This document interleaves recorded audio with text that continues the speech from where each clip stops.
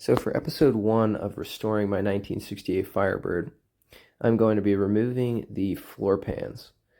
And as you can see, there's almost nothing left of them. These holes are what I found from just a bunch of refrigerator metal that was used to cover them up. And they're not looking good. They're pretty much completely rotten. But the real reason I want to pull them out now is just to try to find out if I need to replace either of the driver's side or passenger side inner rocker panels. That way I can go ahead and take care of that before dealing with the toe boards and frame brace. So I saw a little trick from the YouTube channel Vinyl Village Garage where you can use a piece of threaded rod and a washer and a nut to give yourself a reference point. That way when I put the new floor pans in, I'll be able to confirm that they're actually at the same ride height. But with that being said, let's go ahead and get into the teardown.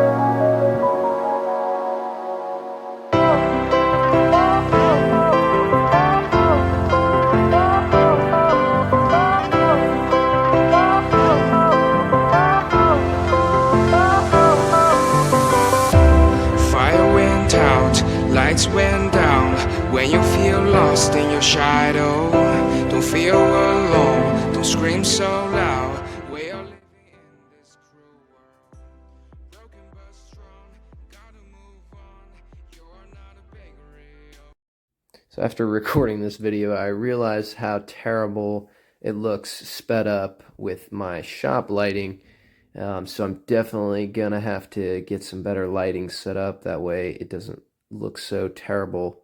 And also just for my own sake. But I also realized that the leaf springs bolt to the frame and to the floors. This is definitely something I should have noticed beforehand. So, you know, the classic measure twice, cut once. I guess I don't know how I missed this, but that's definitely something that I should have done in the first place. But I was just really trying to move quickly.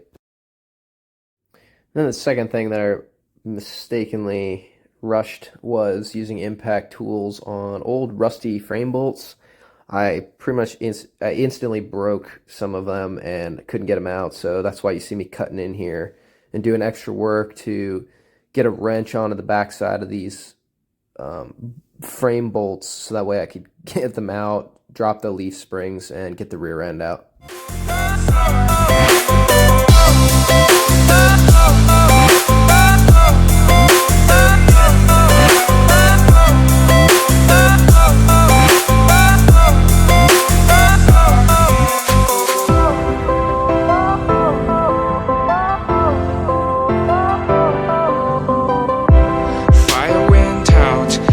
Went down when you feel lost in your shadow. Don't feel alone, don't scream so loud.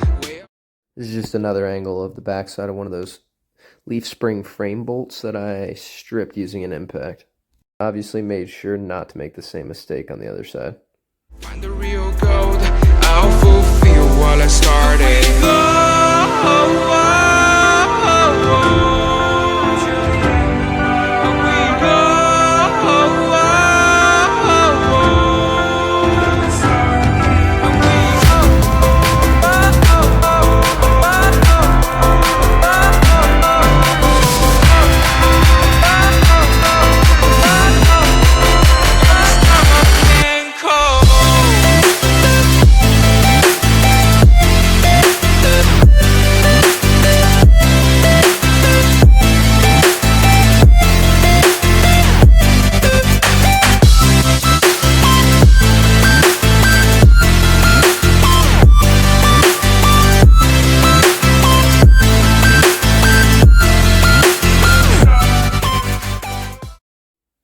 So you can see here without the leaf springs in the way, it should be a lot easier for me to cut around the frame and tear this last little section out quickly.